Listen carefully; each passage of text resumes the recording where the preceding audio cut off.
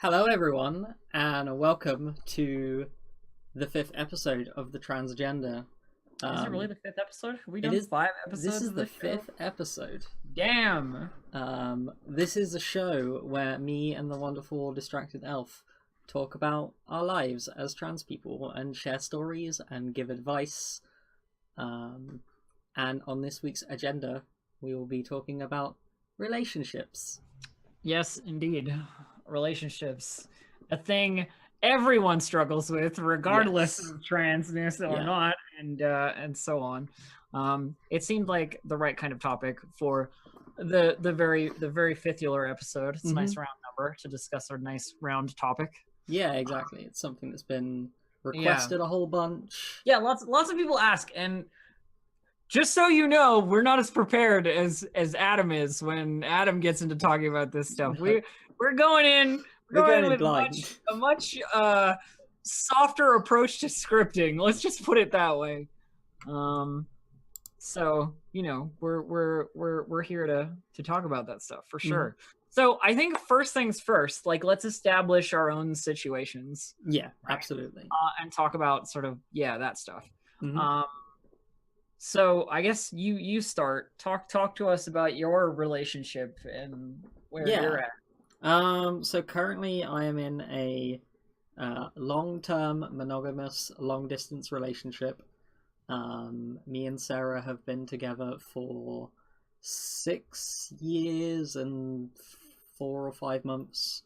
For the majority of that, we have been long distance from transatlantic for 1 year to the closest we've lived to each other in the last like 4 years is about like 20 miles. Oh, well, it's not so bad. I had to get on a train to go see her. Oh, that's not so bad. 20 miles. But you say 20 miles, and in England that feels like such a distance, but here it's that's the next town. Yeah. But yeah, right now Sarah lives in Edinburgh and I'm living in the south of England, so it's a long way. Like, yeah, I mean that's a far distance for sure. I get it. I'm going up this weekend and it's gonna be great. Yay! As for myself, I am in things that don't have a lot of labels. Let's just put it that way. Like, I don't like to put a lot of stickers on things or like define stuff too harshly, because I feel like the rule is if you don't want to be in a box with a label on it, you don't have to, and people can't put you there. Only you can put you there. So I would say I have a romantic relationship currently engaged in. Yeah. But further than that, I don't want to put labels on it. Yeah, no, that's cool. Just how I operate. Yeah. But yeah. So okay. So and I'm long distance as well in my case, which is it is what it is. It is. So it is indeed what it is. That's definitely something that I can give a lot of advice on. Yeah, the long distance thing. Yeah, it's a tough deal. But I think essentially the first thing that we should talk about is like how, because of the name of our show, how this relates and like some of the common trans issues that come up in these things, whether we like them to or not. Let's be honest. Yeah. So do you have any like thoughts on that? Well, I feel like we talked in episode 1 when we did coming out a little bit about our experiences around coming out to our partners at the time. And I feel like maybe we can go into that. You want to like go back to that and go back to that and talk about like some good practice and like advice on how to do that, and if you're a partner of a trans person and they're coming out, what you can do to help that, and what you as the trans person coming out can do to help as well, because it is like you're having a hard time. We get it. Trust us, we understand. But there's also some best practices, I would say, in that regard. So if I flash back to like my previous relationship, where I was like as a man dating a man, you know, I came out and it was one of those things that like the initial reaction was like very knee-jerk negative from my partner. And that shit sucks. Nothing stabs you more in the heart than like, I'm having a hard time and now this is over too. But to some degree, it's also like good. I don't really know. Like having that stuff sort of wrap up right away rather than drag on as like this horrible sort of like limbo for a year or so. Like just knowing sort of where the line is, you know, like is good. But we sort of went back and forth, you know. There was this like the knee-jerk reaction, and then there was like this come back and be with me again sort of thing. And you know, I did all that kind of stuff. I would say that like best practices in terms of like how do you deal with your partner coming out as trans, like as a cis person dating a trans person? It's tough.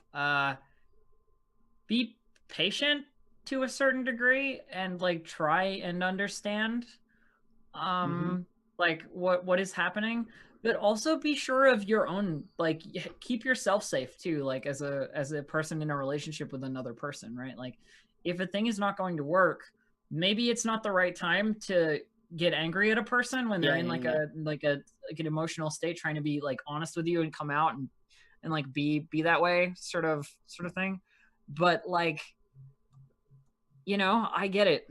I get that, like sometimes these things make relationships unviable, you know?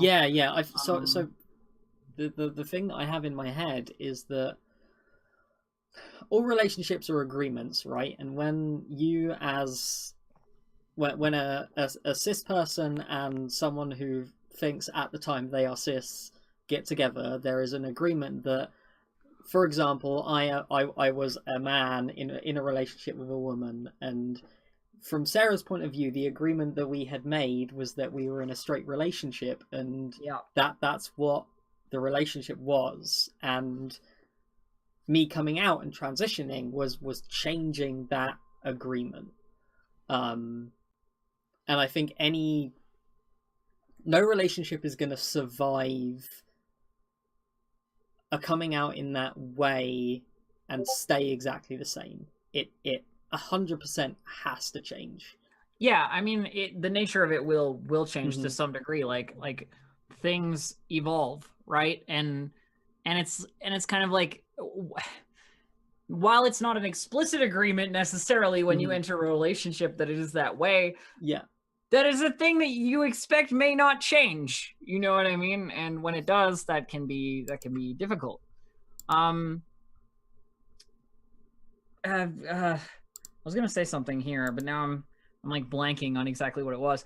Oh, right.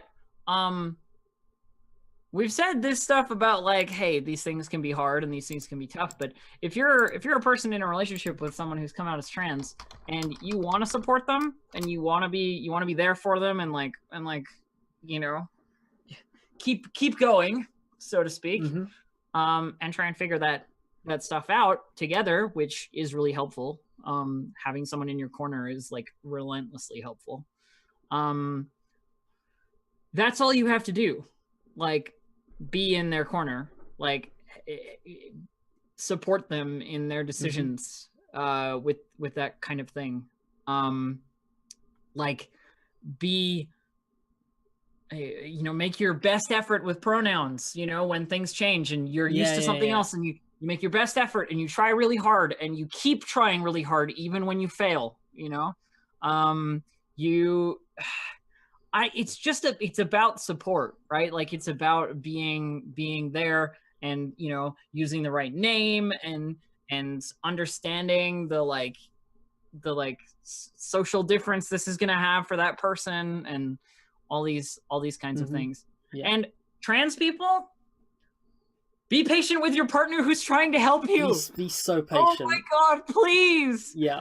please, if you've got someone who wants to be with you and sees you through this time and listens to you and goes like, we're still gonna be together, and like I'm in for it, I'm like ready, and I'm gonna be with you.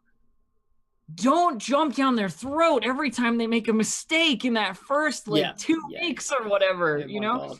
I've seen it so many times, and it is just like, you need to support them supporting you, right? Like, you need to be there for them, for you, because it's a hard time for you, and that's fine. That's perfectly acceptable. Like, coming out is tough, and being in a relationship is tough, and those two things together are fucking tough, right? But you can't expect them to do all the work, right? And you can't expect to not also understand that like things are hard for them too, right? Like, I'm sorry, I'm rambling. Go. Yeah. Ash, So I think maybe we're skirting around something that I kind of wanted to talk about.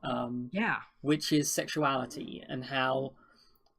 So for your partner, if you've just come out as trans, and they might have identified as straight their entire life, or identified as gay their entire life, your coming out as trans is kind of one of these fundamental things to their own like self-image, and that's something to be considerate of. You know, I had to, when I came out, support Sarah in her coming out as someone who was bisexual and and is happy to be in a relationship with another woman.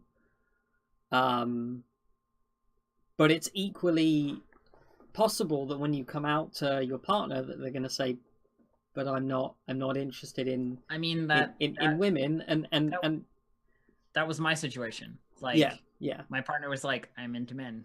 Yes. You're, by the end of this what you're doing, you won't be a man, so it's not the same thing." Yeah, I mean, sorry, go. Yeah, and I think it's interesting for trans people how often people go through different phases of sexualities when they're transitioning, and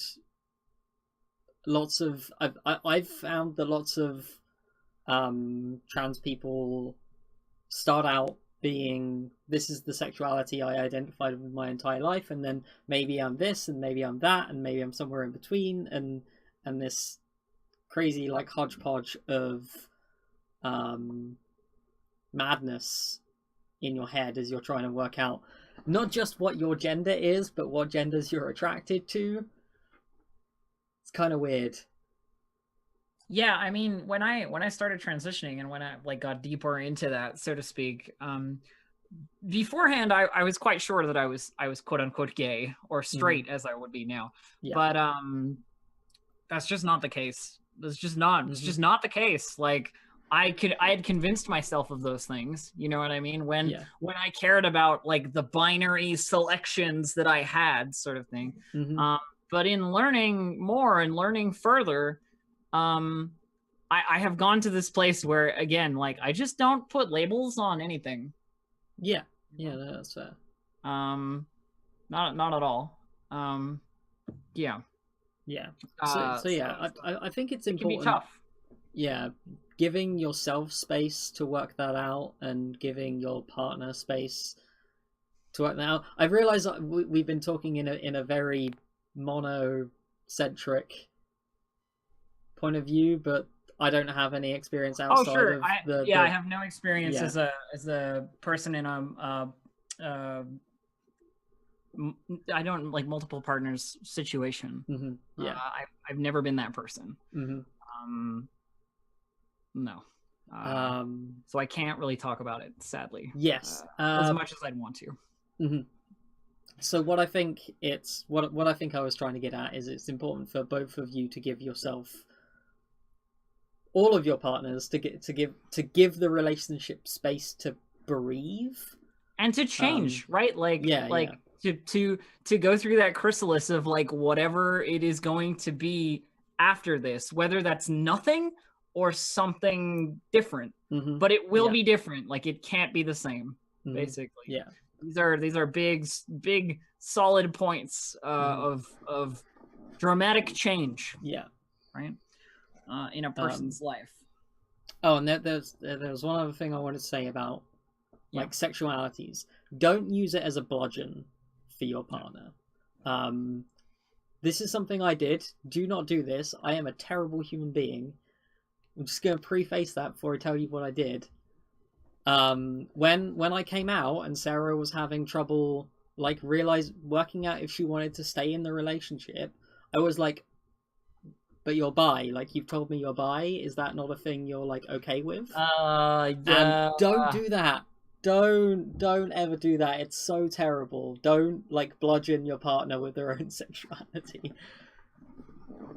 That was a douchebag thing that I did, and you should not follow my example. I wouldn't usually be taking things from chat so early, but Trista is saying that, you know, they just want to be careful of telling someone who's coming out as trans that their gender, that, you know, don't tell them that their gender is unimportant. You know how to phrase that kind of thing. Yeah, it's tough, right? Like, where it's one of those things where it's like, well, nothing has changed, everything is the same. It's like, whether that's to do with gender or to do with like the relationship in general, or for that person, right? Like, it's not even necessarily about their gender when it comes to the transition, if that's not important to you, right? Like, if that's a thing that that is not important to you, there's going to be plenty of other stuff. Trust me, there's a lot of that like awkward trans puberty that, you know, a partner has to, you know, support and deal with. Like, I'm saying this from a position of a person who, you know, has been through that and knows what that's like. There's a lot of other changes that a relationship has to deal with than just the idea of like, well, if you're straight, then you know you're not going to be into your partner anymore or whatever.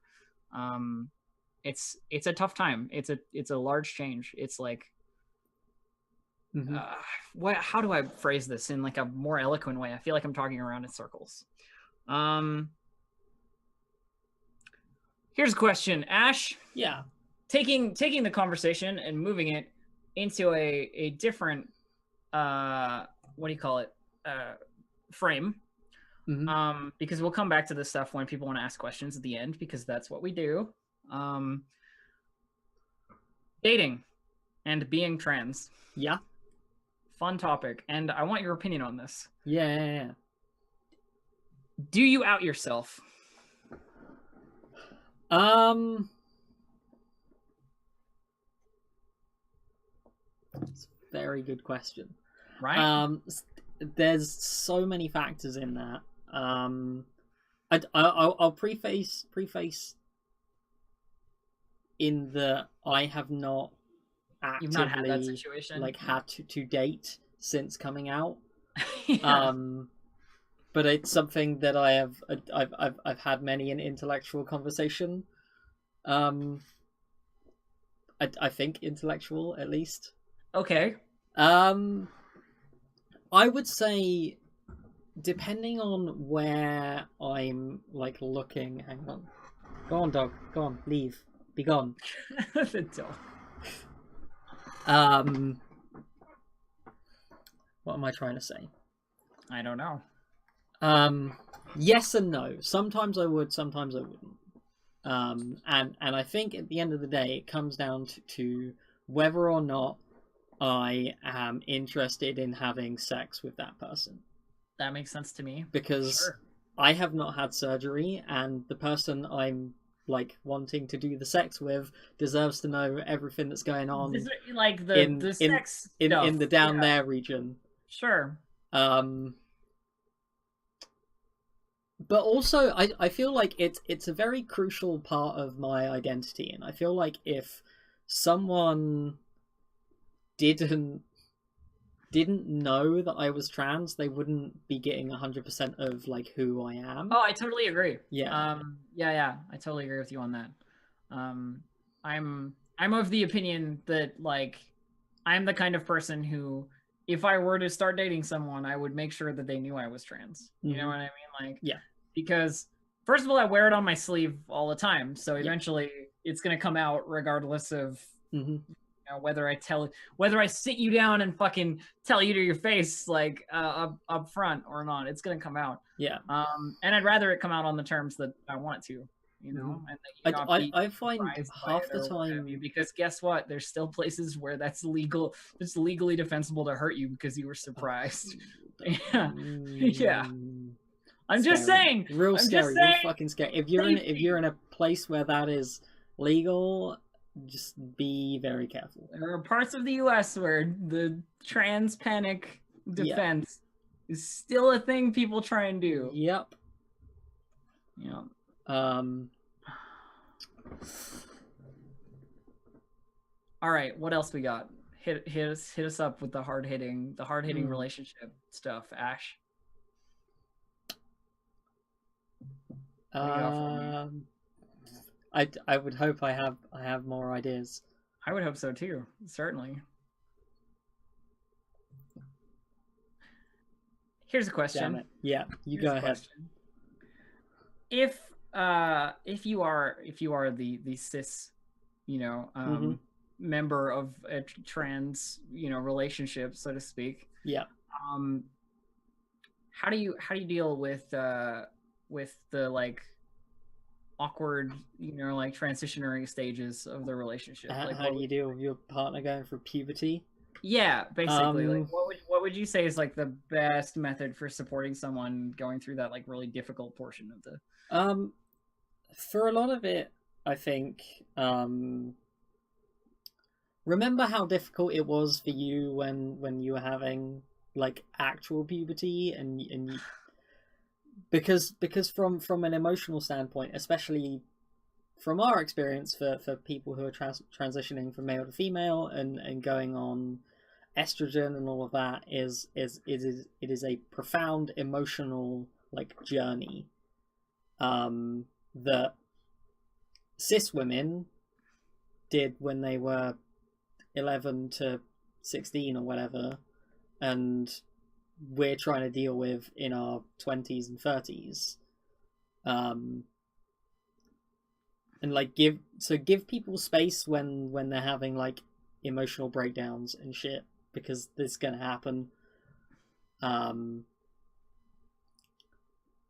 But one thing I couldn't stand that happened to me a whole bunch throughout like my early transition was when I was shut down because, oh no, but we did that 10 years ago. Like when I would say, oh, I'm having like a really hard day because like my like hormones are going crazy and I'm emotional and distressed, and people would be like, oh, welcome to womanhood. Yeah, that shit sucks. And that like, shit sucks. It's like, it might not be new for you, but yeah. Or even just my boobs really hurt because my boobs are growing and I just bumped into the door and it was incredibly painful, and just being like, yeah, no, that happens. Get over it. Move on. Yeah, there's a certain amount of like first time stuff, you know what I mean? And like learning things that comes with that trans experience, right? Yes. And to be dismissive of those things is I don't know, it's the worst. It's one of those things that like you're never gonna get full awesome honesty and like experience stuff from your partner if every time that they share something with you you dismiss it, right? This is just a thing that's true of like anything, right? Like if I'm really excited about something and I want to share it with you, or I had a really hard day and I want to share my burdens with you, you're never gonna hear it again if you don't hear it well, you know what I mean? Like if you don't actually care. The thing for me in terms of like supporting someone through that awkward period is help them through that awkward period. There are lots of things that they don't know better that maybe you do. Yes. Yeah. You know what I mean? I wore the most outlandish shit when I was like early transition. Like, oh fuck, like I bought things I should not have bought that were not made for me, that like just didn't work at all and that kind of stuff. And it's like, help. You know, like if you feel that you can, like these people, I'm not doing it because this is what I want. I'm doing it because like this is my knowledge of the subject. Yeah. You know what I mean? Like this is all I've got.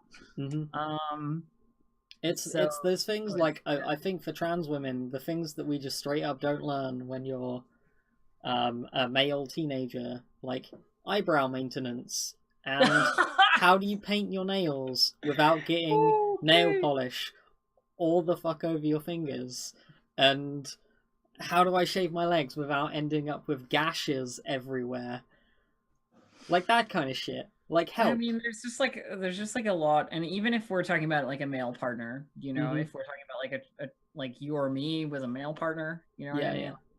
Like, there's so much you can do to just be like there for them, you know what I mean? Like, even if you don't know this shit, it's just a matter of like, if you want a relationship to work, you have to keep acting like it's a relationship. Yeah. Like, whether or not things are outlandish or not, right? Like, whether or not things feel a little strange to you or weird to you or not. It's, yeah, I don't know. Some ramble there, but you get what I mean, I think. Here's another one for you, Ash. Yeah, go for it. We're talking about relationships, but relationships not just romantic relationships, right? We're talking about relationships in general. Yeah. Which is such a broader topic. Very, very broad topic. Like, I'm in a relationship with you right now. We co-host the show together and are good friends, I like to think. Yeah. But so what about that kind of thing? Like, dealing with friends who, like, these aren't the friends who have gone like, and now you are banished from my life after you come out. The friends we all know those. We all know those people. But what about like going back to your friend group? You know, after you've started your transition and dealing with that situation and how that feels, and you know, all that kind of thing. It's just some I had a lot of, when I was coming out, I kind of split my friends into two groups of the people who I want to like tell to their face that I'm transitioning, and the people who can find out through Facebook. And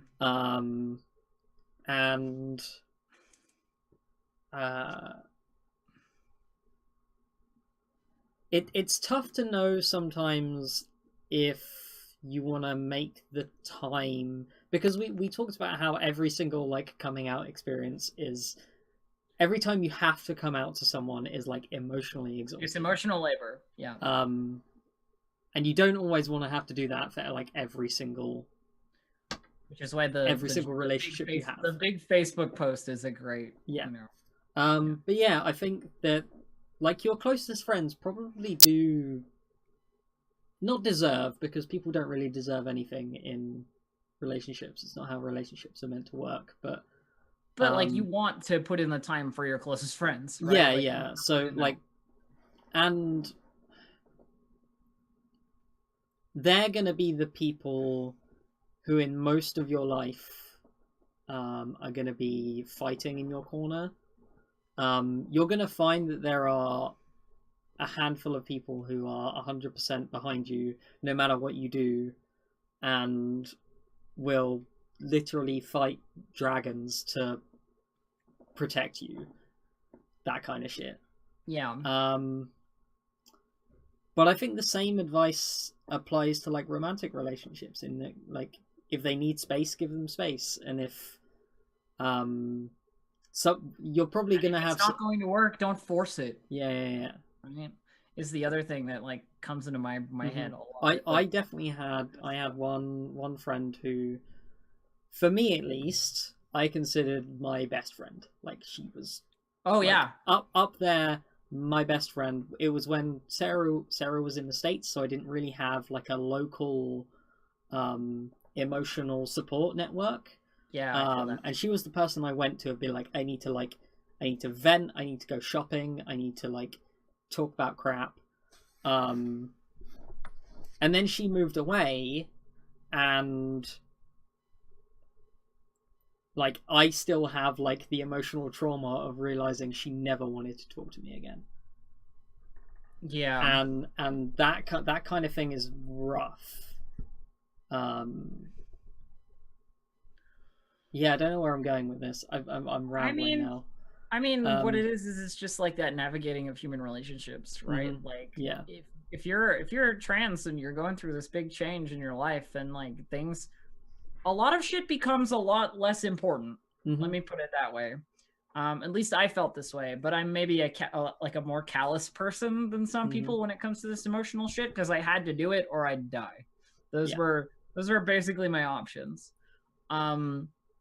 So it was one of those things for me where it was like, okay, so you people still act the same way that you did before, and we can still be friends, and that's awesome. And I'm glad that, like, because we're not in a romantic relationship, this thing is not as close as it could be necessarily. Like my group of friends, you know.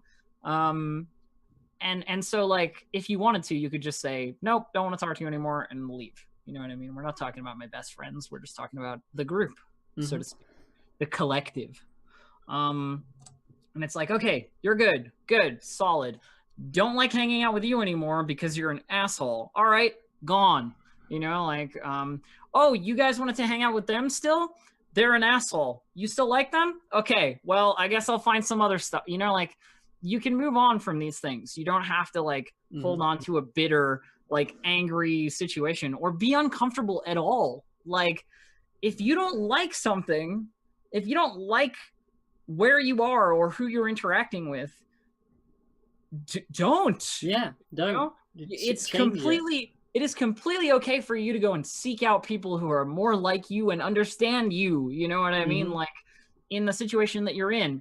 I found that my friend group got infinitely queerer so as true. I came out as trans and stuff. Like, I had a lot of friends with, like, bigoted right-wing views, and I didn't realize that until, guess what, I was on the wrong side of them now because I wasn't a fucking cis white male, you know, anymore. So that kind of shit, like, comes up, right? And you learn these things about people that you're close to, and that shit sucks. It sucks bad because it's always the worst to have to do that. But I was one of those people who was like, I like you, I don't like you, these two people still like you, never mind. Like, move on. But I know that's harder for some people. If you're looking for support, if you're looking for a place and you don't have other people, you know what I mean, to go to, or you feel like your friends or your parents or your boyfriend or your girlfriend or your whatever, right? Like, you feel like they don't support you or they're not with you. Everywhere that I have ever looked, there has been some kind of, like, trans support group. You know what I mean? Yeah. And that is a relationship you can start, right? That is a place that you can learn, and then you can teach, you know, like, get yourself a trans mentor. Get exactly. Go find your Morpheus. Yeah. Or your Zordon. Yeah, exactly. Trans Zordon. This is a bad example, okay? Yeah. You're Qui-Gon Jinn. Yeah. Yeah. Yeah. So how about the most important relationship? Your relationship with yourself. Ooh, getting deep. What are some things? You can tell we've run out of questions about romantic relationships because we're asking about ourselves now. All right. We can go back to romance later. No, bring it on. What are some like trans related self-care tips? Like, how do we improve our relationships with ourselves? Here's my first one. You know all that shit I said about, like, I don't know what I'm doing and I'm being outlandish and, like, help me, right? If I don't know what I'm doing and I'm being outlandish, but it feels fucking cool and awesome, do it. Right? Like, these experiences that you can get yourself through, right? Like, I always find that, like, for me, self-care is doing something that I want, right? Yeah. Or, like, being a person that I want to be, right?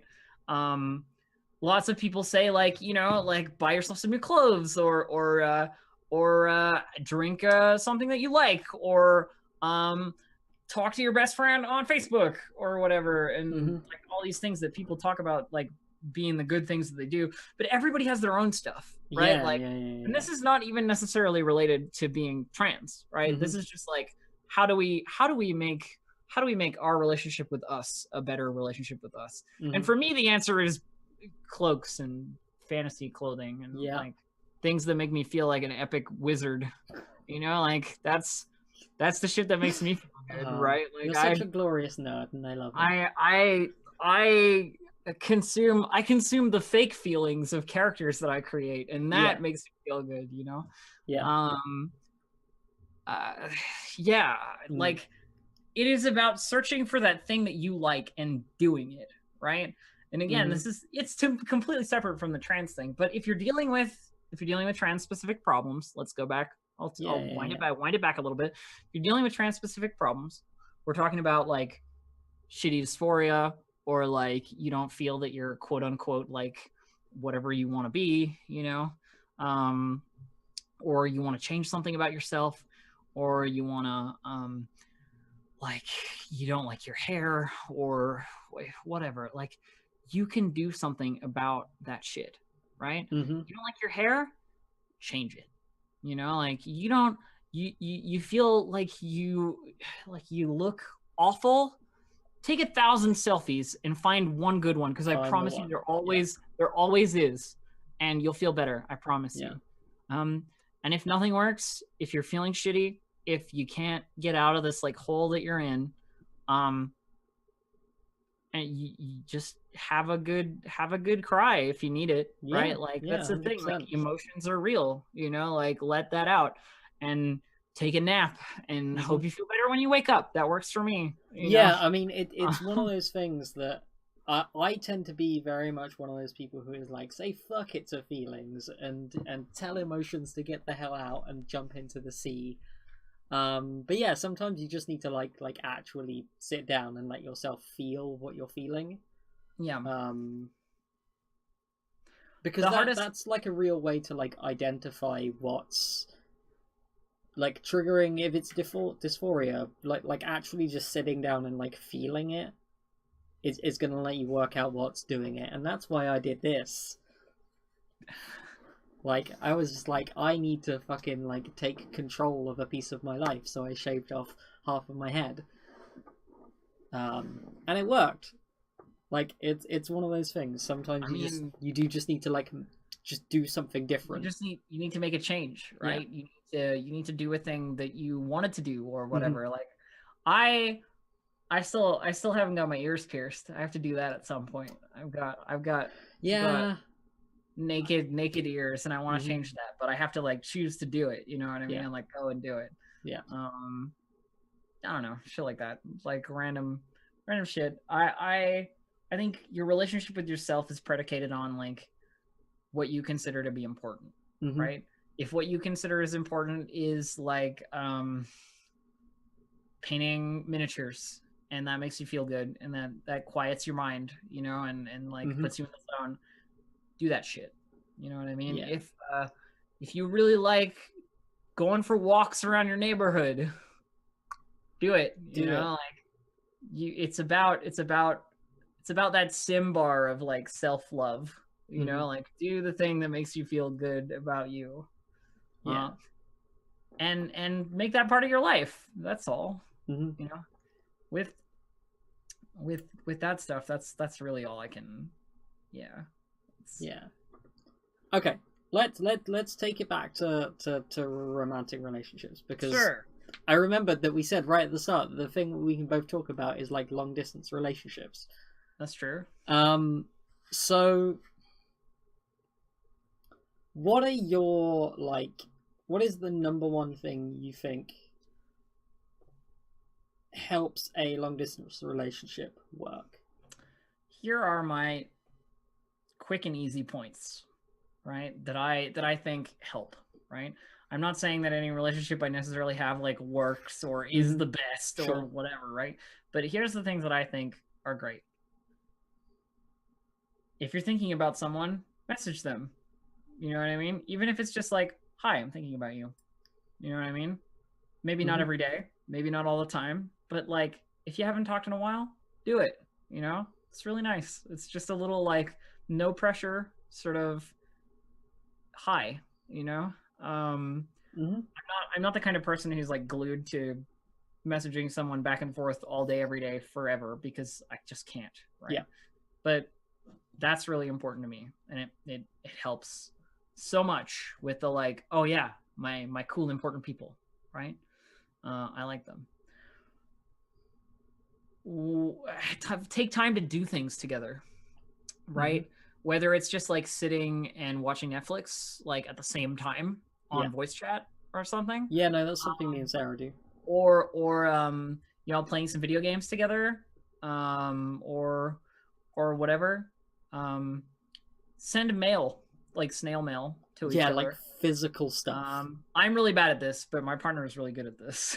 I have never sent anything because I'm the worst, but I get like a physical letter that's like written in his handwriting, and I'm like, yes, you know, like where I got it, like right, one of them right here, I think. Yeah, like, you know, I don't know if you can even see that, but like, yeah, like actual written stuff. It's nice. Yeah. And my lastest point, is when you meet up, don't think that has to go like you've been dating for 3 years or whatever, however long it's been. That first meetup, it's tentative, you know. It's a fragile spot, right? Like it's a dangerous spot, so to speak. And just like don't put the pressure on. Like hang out, be friends, like do more than that if you want, but like don't put the pressure on. And like again, I've had really good experience with that. It's really, really good. Yeah. So I think when it comes to like doing stuff together, I think it's, for me and Sarah at least, it's very important that we have actual like time blocked out in the calendar. So like we have a shared Google Calendar, and it's Monday evenings, that is Netflix time. And that is, no one else can plan anything then because it's in the calendar. Yeah. And that was something that we didn't do that for a really long time, and it kept coming up that it would be like, oh no, I have to do a thing on Monday, and we'd have to reschedule, and that really sucks when you're being like, oh no, but I just really needed to like sit down and watch an episode of Star Trek because I needed it. Yeah. Definitely like physical mail. I love getting physical mail. Like me and Sarah for a while did like in character, as if we were both ladies in the courts of different royal like castles. That's awesome. Right into each other, which is great. It's LARPing by mail. It's LARPing by mail. And I think don't try and like over plan when you're meeting up. Me and Sarah, we have this tendency to be like, okay, well, I'm going to get there on Friday at this time, and then we're going to do this thing, and then we're going to go here, and we're going to have dinner at this restaurant, and then we're going to do these things when we get back to the flat, and then on the Saturday we're going to do this and this and this, and then we never do any of those things, and by the end of the weekend we're like, oh, we didn't do any of the things we were going to do. I didn't even try to plan shit for what we were going to do. I was like, I'm going to take you to this one store that's really cool, and it's all LARP related stuff, and I want to go there, so you have to come. that was the only thing I planned. Yeah. Like plan some things, but don't try and like fill an entire weekend with stuff. I find for me like a really important like a love language for me, like if you don't know what that is, there's this theory called the 5 love languages. I don't remember what they all are. Someone can Google it and put them in chat. But for me, it's just like being physically close to someone in the same room. We don't even have to be doing the same things. Like quite often when I was working on this beast on my thesis, I'd be up in Edinburgh and I'd be typing away on my laptop, and Sarah would be typing away on her laptop, and we wouldn't be talking, but we'd be within 6 feet of each other, and that is the best thing in the world, being within 6 feet of a person you have a romantic attachment to. It is pretty good. Yeah. I was gonna say something, but I've lost it. It was good. I swear it was. I can't remember what I was gonna say. Yeah. Oh, boundaries, right? This is a thing that comes up with a lot of trans folk, right? And this is something that I want to address, like, if we can move further into a different thing that I'm thinking of. My personal feelings are that, like, I'm very, very bad at the physical aspect of a relationship. I am if I do say so myself, I am quite a fantastic emotional side of a relationship and like all that stuff. But as soon as it becomes like a physical thing and like we're touching and there's like things are moving further and like it's headed in a sort of like sexy direction, you know what I mean? I get very uncomfortable. I'm not happy with my body or myself in that situation, and it makes me very nervous.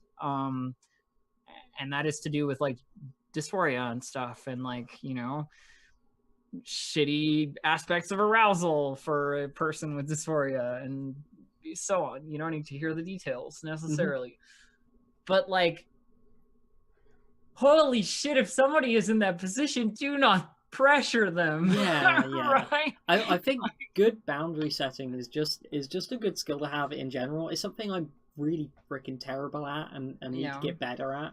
It really comes out for me in role-playing games. We were playing, I'm in a Monster Hearts campaign right now, and at the start we were like, oh, so Ashley, like, what kind of boundaries do you have? And I'm like, I have no idea.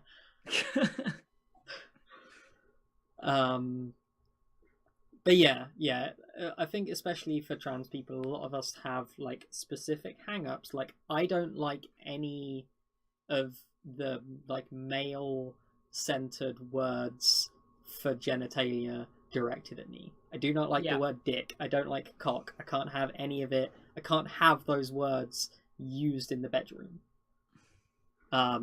Because they just completely throw me for a loop.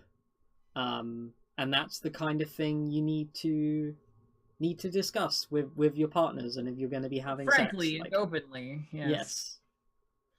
Like, and just as a general thing for all people in relationships, don't ever have those conversations when either of you are even partially undressed. Like, do them fully clothed and preferably away from the bed. Yeah, like, hey, I know this is going to get somewhere sometime soon. We should talk about these things.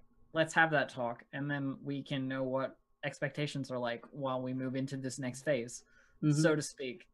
And you don't have to have that talk every time. Just, like, make sure you're cleared, like, in your relationship where these things can or can't go, basically. Negotiate. I mean, negotiate is the wrong word because that implies that you're going to be making concessions necessarily, and I don't think you have to. Well, you know what I mean? Sure. Like, I don't think that there's really a situation where like you're uncomfortable with a thing, but you have to do it anyway. Yes, like, So you should like, never be in that situation. Yes.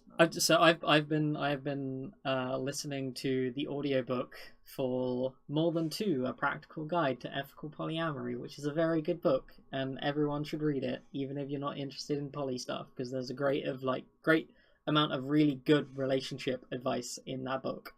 Fair enough. And a lot of it is just about like stating boundaries and negotiating agreements around those boundaries. Which I think is just good skills. It's just good practice. Good practice. Just good practice. So is this the part of the show where we open it up to? Yeah, I think so. What do you think? This is a good time to. We're far enough in that like chat. If you have things to say, I know that like earlier the chat was buzzing with like things to say. So like bring that back. Yeah. And let us talk to you, dear chat members, about the things that you want to hear, that you want to ask. We are here for your question or rating pleasure. I don't it's not a good word, but my brain has stopped working in the middle of that sentence. So yeah, roll it back a little bit. And then, how about relationships with family? We addressed relationships with family in like the first episode. When we were talking about coming out and like how you do all that business and like all that kind of business is all covered in the first episode. Highly recommend.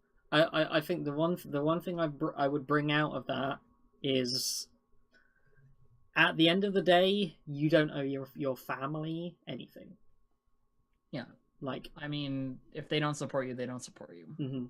Like, you don't have to force that relationship. It's like with friends. The more that you don't like being in a situation, the less you have to be in it, right? There are alternatives. There are places you can go. There are things you can do. Make sure that you have those before you set up a situation where you could get thrown out. Safety is always top priority. I say it every time. Safety is top priority. Trans woman dating a trans man. I was almost in that situation. I was go through puberty together.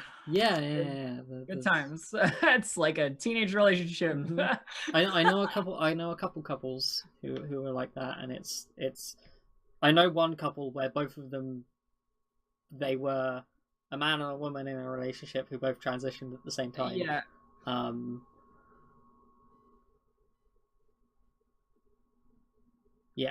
It's interesting. I don't know. I don't have any practical advice about that because I've never had that situation necessarily, so I can't really speak to it. I think the thing is, when you have trans people supporting trans people, they both understand each other pretty well in terms of what they need from each other. You know what I mean? And like what kind of support is there and stuff. You run into more of those problems when you have people who are from outside the queer community who are like in relationships with trans people. So, like, it becomes much more difficult. Yeah. What else we got?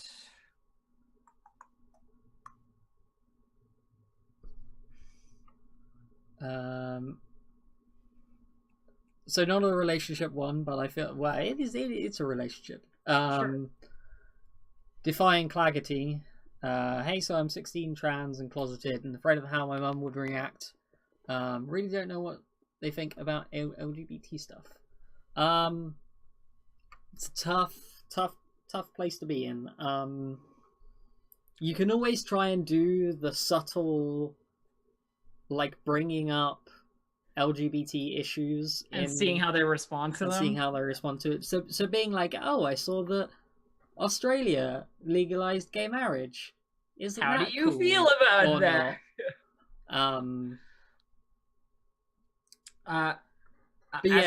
As I said with the previous statement, defying Claggerty,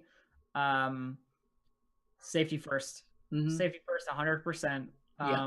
If you're 16 and you're closeted and you want to come out as trans and so forth, like, if you're not sure how your parents are going to react, make sure that you have some other like plan before you come out. As shitty as that sounds, right? Like, you gotta sort of have a backup plan if you're gonna do that at that age.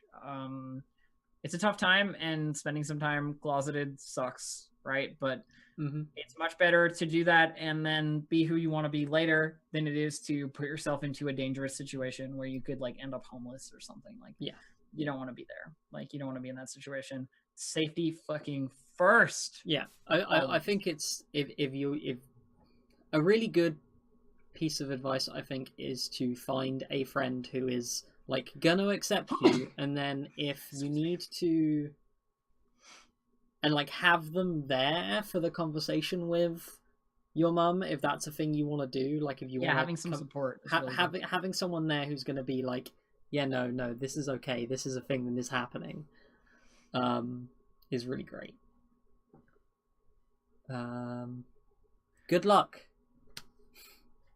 I'm not exactly sure what you're saying there, Dave. Dave's got a question that's like, I keep seeing this meme about, or joke about, male to female HRT changing the sex power dynamic. Is that a thing? Oh, yeah, no. How much does societal expectations tied to womanly behavior play into it? It sounds like bullshit to me. There is almost there is definitely a meme, which is whenever I've you not have seen this, so so for example, when you have a relationship between two trans women, it's a sub and a slightly like less forceful sub. yeah. And I don't know. I don't know. I retweet a bunch of bullshit on my private Twitter account about jokes of, oh yeah, no, I'm definitely a dom. Start HRT. Oh yeah, no, I'm definitely a sub. I don't know I don't know where that comes from. It's just it's an experience a lot of trans women have, and I don't know. I don't know. Yeah. Like, I think that's sort of more of a like individual mileage may vary. Yes, absolutely, Situation. 100%. You may feel more different or the same about those things. I don't think there's a good answer for that, so much as it is just people who don't understand making jokes about shit they don't understand, which is like 90% of any trans meme you've ever seen. Yeah, that's just the internet. I don't know if you've ever delved into the realm of trans memes, but all of them are bullshit. Like every fucking single one, pretty much. Unless it's written by a trans person. Yeah. Okay? Yeah. But like the shit where it's like, did you just assume my gender shit? Oh yeah, I'm like, that's whatever. Bullshit. That is bullshit. I'm like, no trans person has ever said that in their entire fucking life. Like, that's how you get murdered. Yeah. You know, like nobody has said that. Yeah, it's not worth your time. I highly do not recommend. Yeah. What else we got?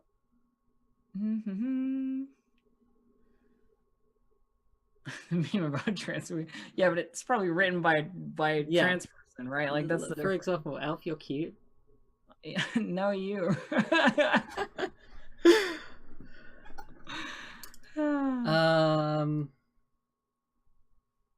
How do you manage such balanced professional relationships? Asks Ofo. That's an interesting one, like work relationships and coming out in a professional environment, stuff like that. Yeah, you'd have more experience with this than I do, for sure. So yeah, so where I worked, so I just pretty much like finished my job at the university I was doing my PhD at, and when I went into that, the way the timings of things worked out, like I came out and then I had my interview, but I went to the interview like in a suit and used my old name because I had applied before I came out. So, and I hadn't told them that I had transitioned, so I did like the interview using my old name, and then like 2 months later emailed my then supervisor, hey, I'm trans and this is what's happening and blah blah blah blah blah. But I think the first thing to do is like get HR on your side, like look at company policy and what like your employee like contract says about how trans people are meant to be treated, and look at the law in whatever country you're in. Are trans people protected under law? And get HR on your side, and then get your boss on your side, and then everything else will follow from that. Unfortunately, in terms of what advice I can give you, I haven't had any negative experiences at work, but that's mostly just because I worked in an incredibly like liberal environment, and most of the people I was working with were in their 20s, so I was never in a position where someone was gonna be shitty to me. I mean, the thing for me, right, like I can't give you any practical advice from my own point of view. Everything that Ash said is like dead on what I've heard, you know, in terms of best practices, so forth, like exactly what I would do. I can't give you any practical advice because I was already streaming professionally when I came out, and it's a different world. Like, it was more about like what viewers thought of me at that point in time.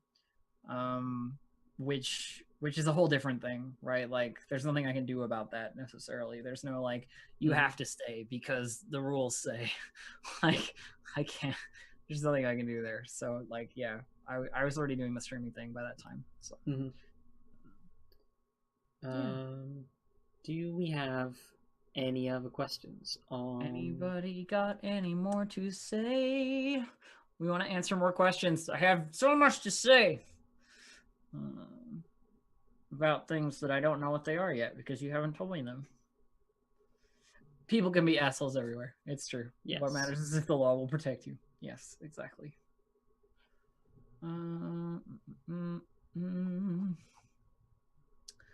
on, chat. You can do it. I believe in you. I'm sure you have some burning desires in your heart, things you wish to communicate.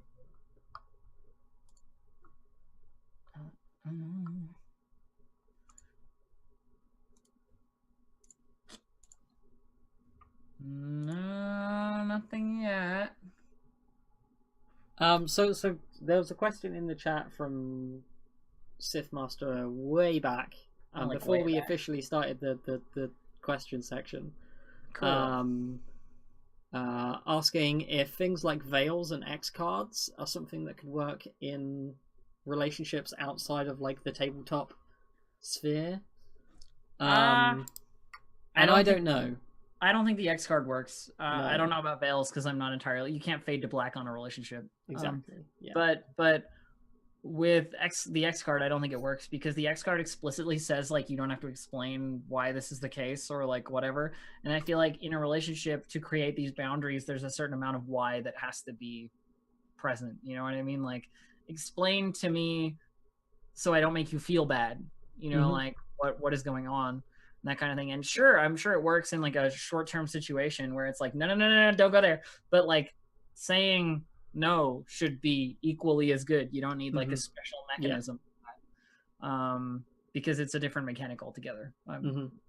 Veils just doesn't work because there's no like, and we fade to black and come back later. Yeah, I think the concept of veils being like boundaries, in the it's not a fade to black, it's just don't go there. Like this is it's okay to draw lines and be like, especially in like sexy situations, it's okay to draw a line and say like, I am not comfortable like going beyond this point. Have a safe word, have a warning word. If that's something that you're worried that you might be in a situation where boundaries come up. Yeah, I the things of like lines and veils and the X card is they're made to deal with the highly structured tabletop environment, and relationships are not highly structured. Ketis asks how we both get cute. It's the power of estrogen. I don't know if you've partaken of the holy elixir yet, but let me tell you, it's fucking magic. Those little blue pills, not the ones you're thinking of, cis male people. They're particularly good. Yeah. Yeah. You don't have to draw like a deeper thing. So exactly. Yeah. Is there anything that your families did or could have done when you were younger that might have made transition stuff easier? Well, Radio Green Tea.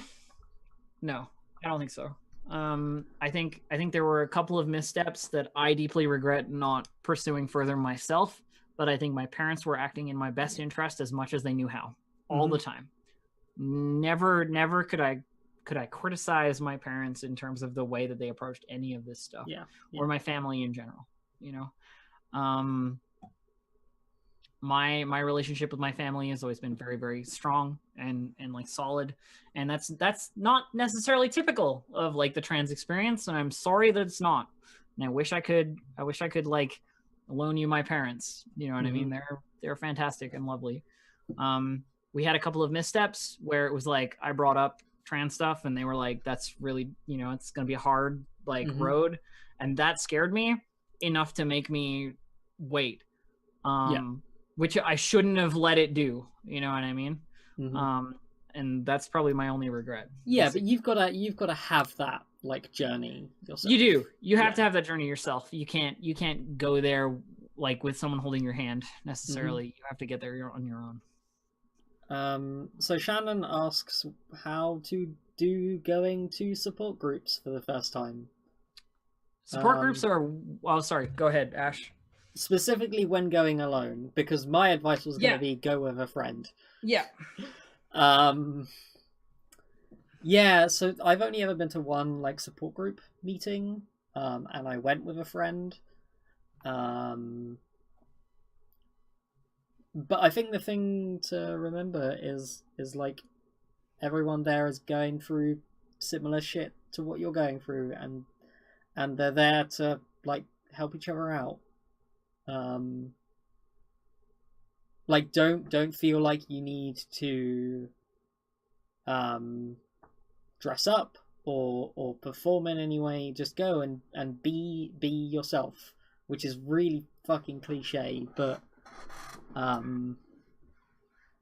use it as an opportunity to be in a group of people and just be the person you want to be, because in a space like that, 100% that people are gonna accept you, the person you tell them that you are.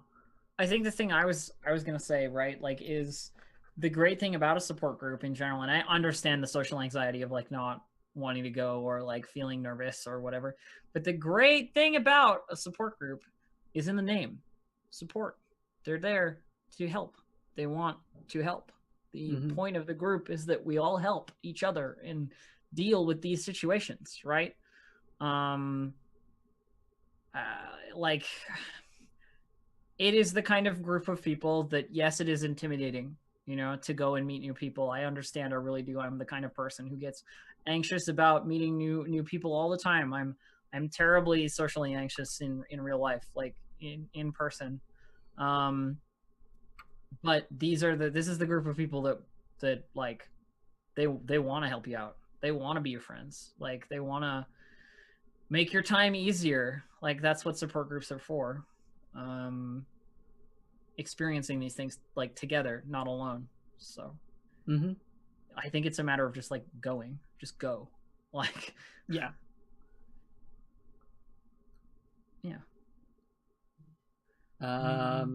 So there's a question from Leon Begg, and I'm gonna rephrase it, but like, how would you go about on a first or a second date, like telling someone that you're trans? Usually, if it were me, they'd know by now. You know what I mean? Like, whether first or second date, like if you're meeting me and like you're talking to me and we're agreeing that we're gonna go out on a date, like, you already know, pretty much. Like, I don't represent myself as like cis. You know what I mean? Like, in any sense of the word necessarily. So it's one of those things that like, it's, for me, it's sort of a moot question personally, because it's just not going to come up. But my advice would be to be direct and like straightforward about these things. Don't beat around the bush. Just be like, oh, by the way, I'm trans. Like, I hope that is not a problem for you. If it is, then have a good night, good day, whatever. But if you'd like to still sit here and we'll have this conversation and we'll talk about this like have this date, then sweet fucking deal. Yeah, it's one of those things where it's be prepared to like explain what trans means and what it means like personally for you, but also like don't feel pressured to give people the trans 101 talk. 100%. It's not up to you to educate, but it is up to you to inform that you maybe are trans. Yes. Would be what I would say. Yeah. What else? Chat. I adore you. And I want to absorb your questions. I feel as if I've not explained enough. My cup overfloweth.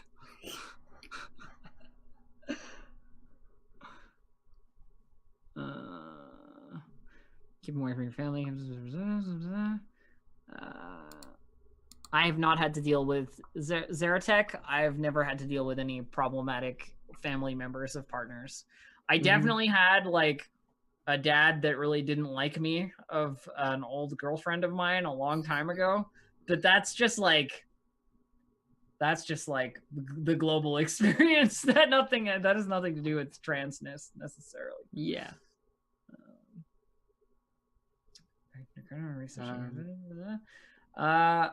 Any tips on meeting long distance cuties? Says Cuters. Any tips on meeting long distance cuties? My answer is like, don't limit your options. If you have a long distance cutie who you think you want to date, date them.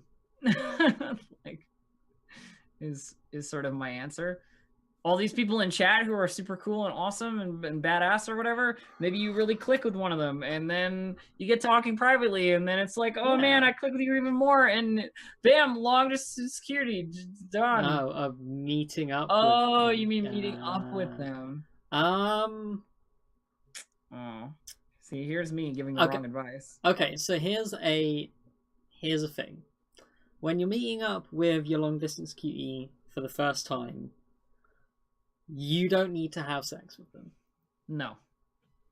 And I know you're thinking like, oh, but Ashley, I'm not going to see them for like 3 whole months, and there's going to be so much sexual tension in that weekend that we're there. How can I not? It's like, you don't have to though.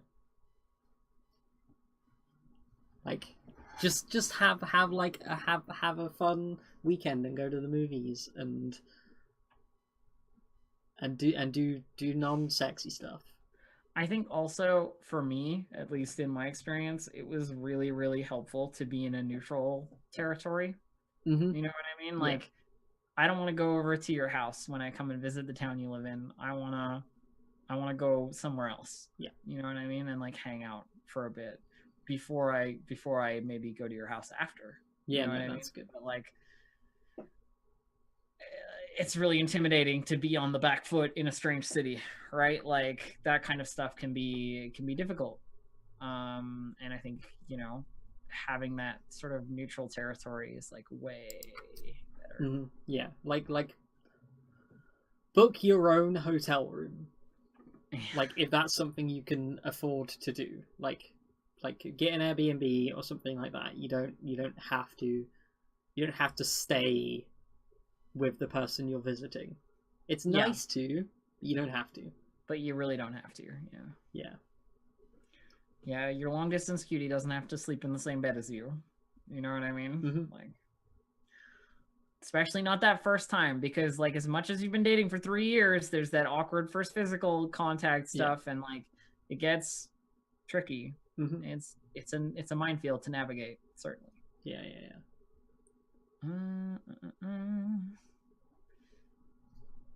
Eat food, it's delicious. Yes. Food is great. Food in general, yes. All food. Anything else, my dear lovely friends? Anything further that Ashley or I can assist you with? Yeah, I think maybe the Steam has running out. Have we tapped out? I feel like there was so much going on earlier that I wanted to like yell about, but then it was like we weren't talking about that at the time. Mm-hmm. Yeah. Here's my final words then. Mm-hmm. I would say, like, in regards to all the things that we have said. Yeah. So far, right?